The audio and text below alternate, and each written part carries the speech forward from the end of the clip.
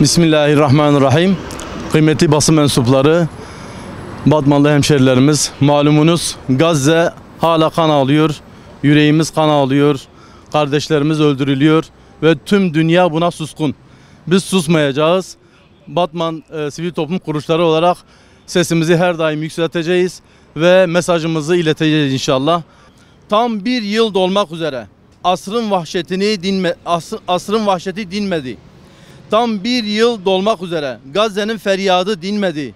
Onlar bombalamaktan vazgeçmedi. Filistinli kardeşlerimiz de hasbunallah ve ni'mel vekil demekten vazgeçmedi. Biz de meydanlara inmekten vazgeçmiyoruz.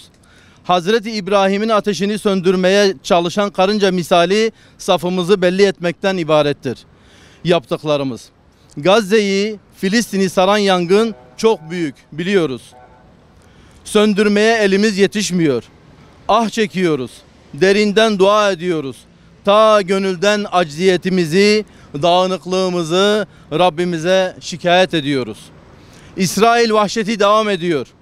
Katliamların ardı arkası kesilmiyor. Öldürülenlerin Birleşmiş Milletler görevlisi olması, Amerikan vatandaşı olması fark etmiyor. Kimse karşı çıkmıyor. Kimse İsrail'in karşısına almıyor. İsrail Allah'tan korkmuyor. Bütün dünya İsrail putundan korkuyor. Avrupa Birliği, Birleşmiş Milletler, Uluslararası Adalet Divanı, UNICEF, Dünya Sağlık Örgütü, bütün putlar yıkıldı ve şimdi balta en büyük putun boynunda. Ama bu kez diğer putları yıkan İbrahim değil, baltası boynunda asılı büyük putun ta kendisi. Acıkınca kendi elleriyle yaptıkları putları yiyen Mekke müşrikleri gibi Siyonizm putu da Batı'nın kendi elleriyle yaptığı diğer bütün putları yedi. Allah'a yemin olsun ki bu büyük putun da sonu yakındır. Allah o baltayı layık olanın eline verecek ve kibirlenerek haddi aşan yeryüzünde ikinci kez böylesi büyük bir bozgunculuk çıkaran bu lanetli kavmi cezalandıracaktır. Yüce Rabbimizin bu konuda bizlere güç ve imkan vermesi niyazımızdır. Siyonist zalimlerin dünyayı kuşatan saltanatını alaşağı etmek ve onları bu azgınlıklarına bedel ellerimizle ağır bir yenilgiye uğratmak dualarımızdır. Değerli kardeşlerim, yüreklerimize Kudüs sevdasını içirelim. Çocuklarımıza Aksa'yı anlatalım. Miracı ve miracın sahibini anlatalım. Hazırlanalım.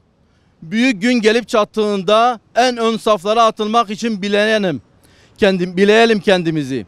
Ne Filistin için döktüğümüz gözyaşlarımız dinsin, ne de Siyonistlere olan öfkemiz. Acımızı da öfkemizi de diri tutalım. La galibe illallah, la havle ve la kuvvete illa billah. Galip olan yalnız Allah'tır. Ondan başka güç ve kuvvet sahibi yoktur. Mağaradaki ikinin üçüncüsü Allah idi. Bugün de Gazze tünellerindeki mücahitlerin destekçisi Allah'tır. Çaresizlerin çaresi Allah'tır. Acziyetimize dayanarak Allah'tır diyoruz. Elem yecidke yetimen feeve ve vecedeke dallen fehede. O seni yetim bulup barındırmadı mı? Seni yol bilmez halde bulup yol göstermedi mi?